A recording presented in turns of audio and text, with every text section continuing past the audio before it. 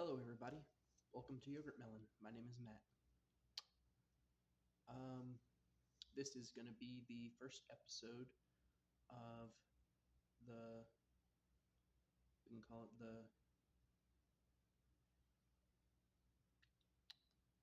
Proof of God. I want to specify a few things before we move forward. I am an atheist. I don't believe in a supernatural world or anything like that. I want to just make that clear to everyone. Um, and I want this to be a place that I can be challenged, that we can have philosophical debate and conversation. I know that I do um, Let's Plays on my channel every now and then. Um, I'm trying to do it every day. It's a little difficult. Sorry, guys. Yeah. So I do my research. I go on Google. I actually look up things. I've had personal experiences to kind of know a little bit about me and why I've gone down the path of any sort of non-theistic and secular understanding of the world.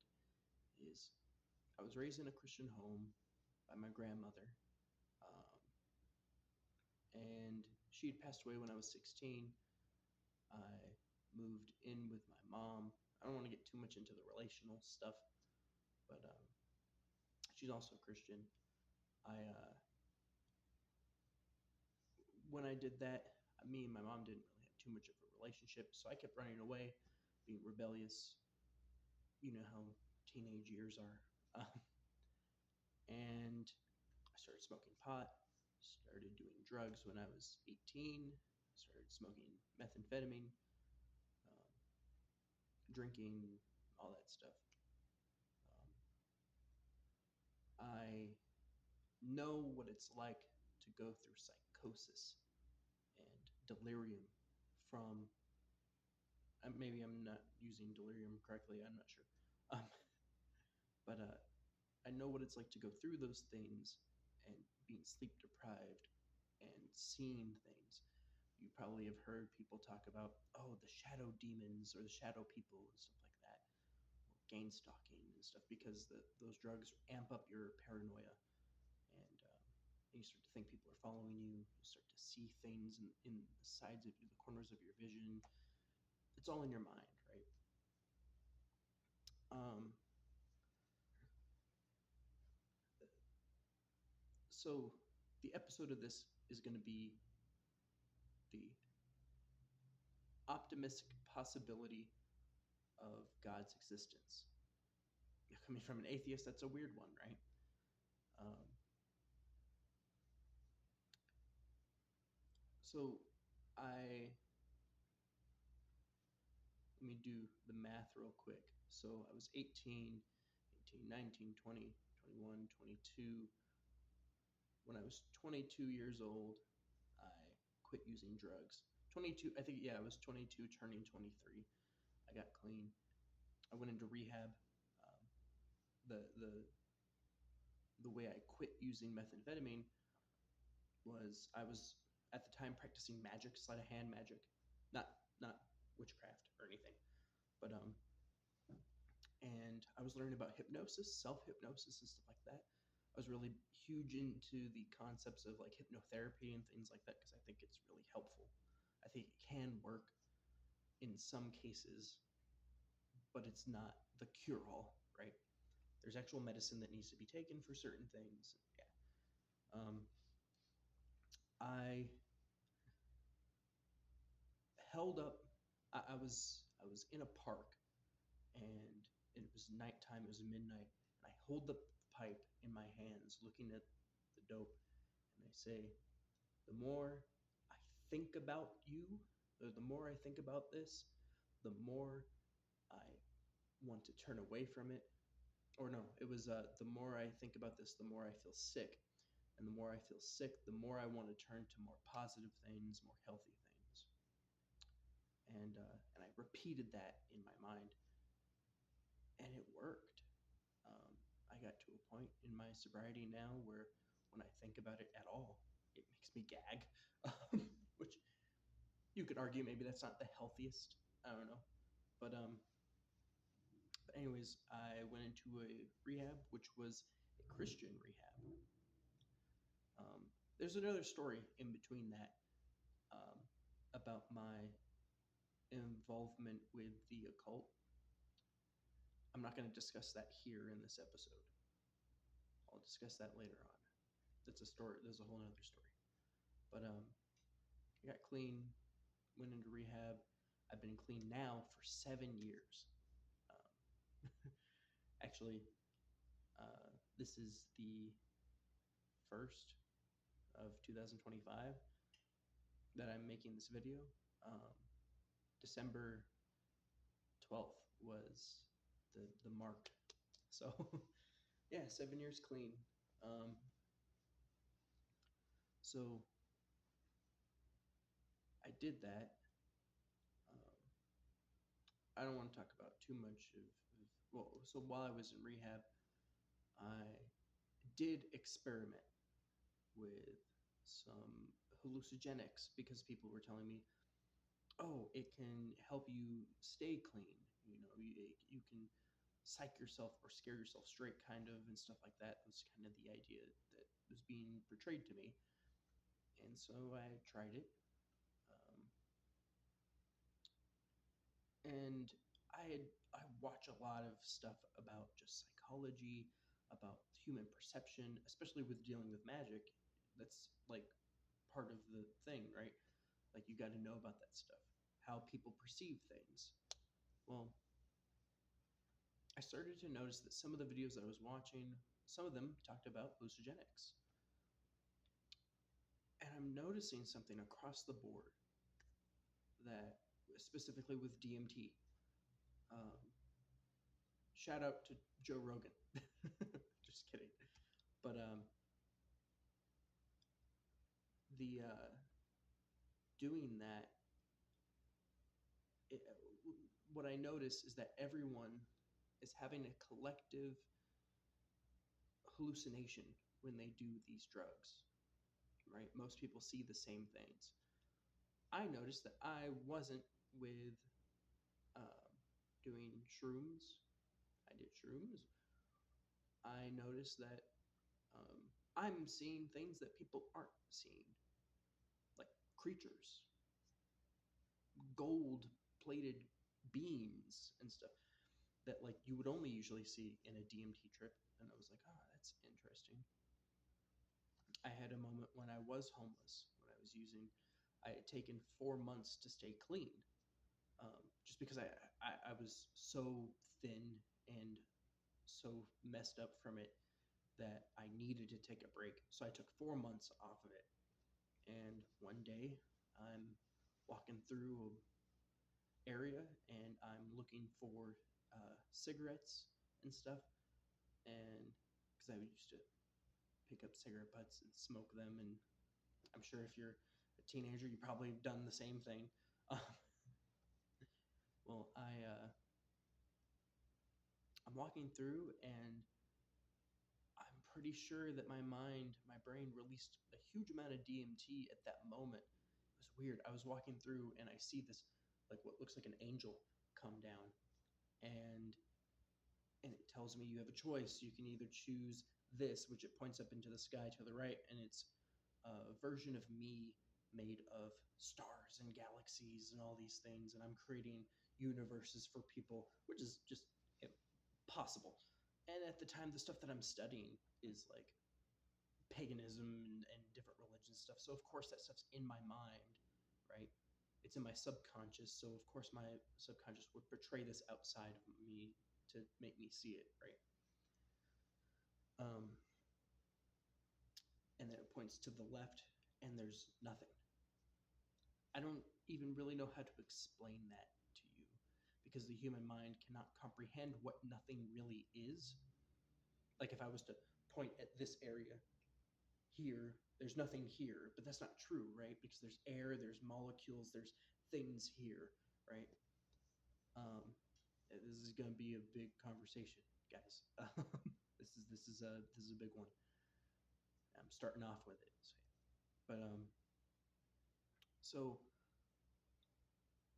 I just kind of found that collectively we all kind of see the same things. So going back to that, when he points to there, there's nothing, and I'm like, okay, that's a really interesting thing. Why is my mind showing me this, right? Because I'm very skeptical at this point, and I'm like, okay, I know that you're probably not real. What's going on?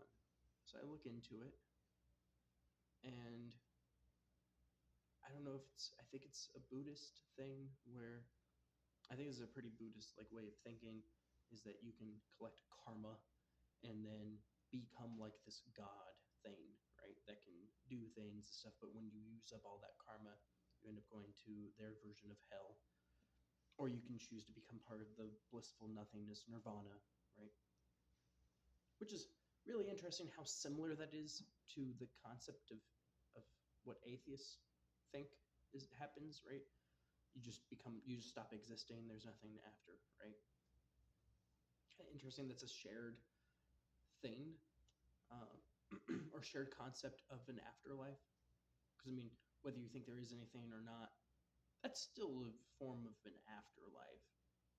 I would say, kind of, even though I'm atheist, right? Because like, and I have to say that because I am a being of matter, right? I can only know existence. I don't know what it means to be nothing, right?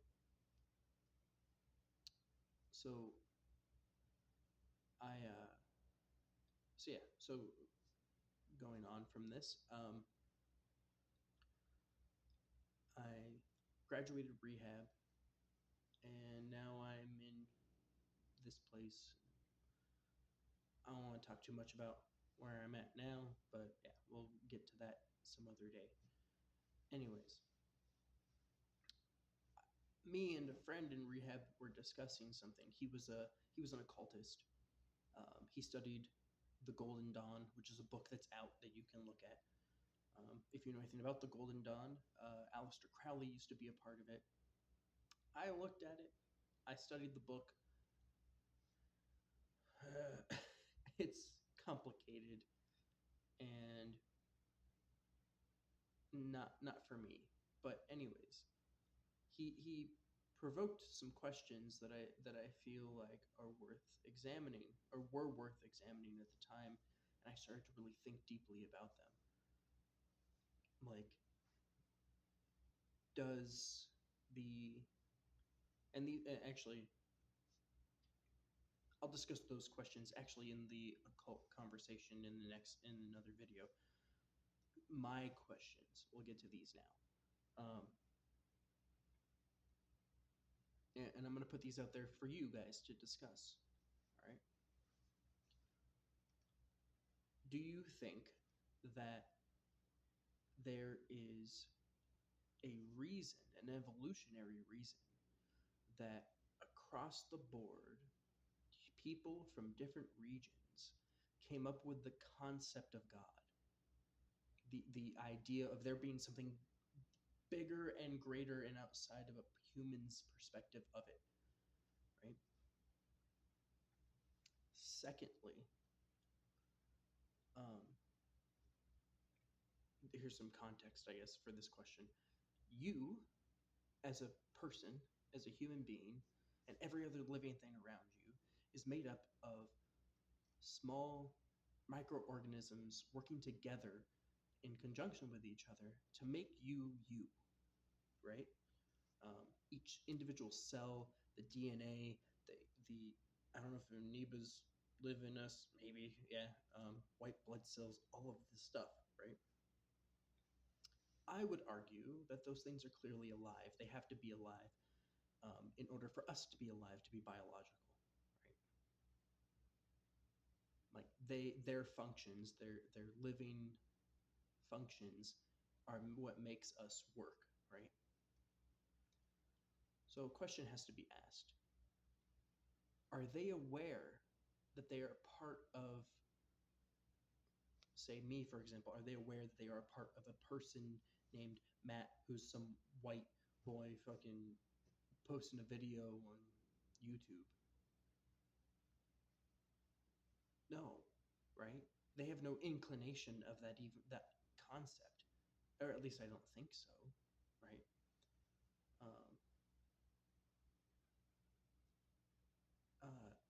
and that same question has to be provoked or has to be asked about human beings. Are we aware that our, because I mean, I consider us to be kind of like machines, and we're kind of like a living blob on a planet, right? I would also argue, I believe that the to an extent, to an extent, depending on how you perceive things, like blood, um, I would argue that the planet is alive and that the core is a heart, technically, biologically, technically. We as humans perceive amongst other living things uh, this sort of biology. It's hard for us to perceive outside of that, right? Because we know every living thing, most every living thing, other than insects and stuff, have lungs and breathe, right? Or have eyes, maybe different eyes, but we see things and we can eat and consume things. So if it goes from this small, insignificant cell on my body and all these things make up me, then what about us as a collective? Do we make up something greater, right? Does that chain continue? And if it does it continue beyond to the planets, to the solar system, to the galaxy, right? Um, I think that there's something connected to, or there's something about that, right?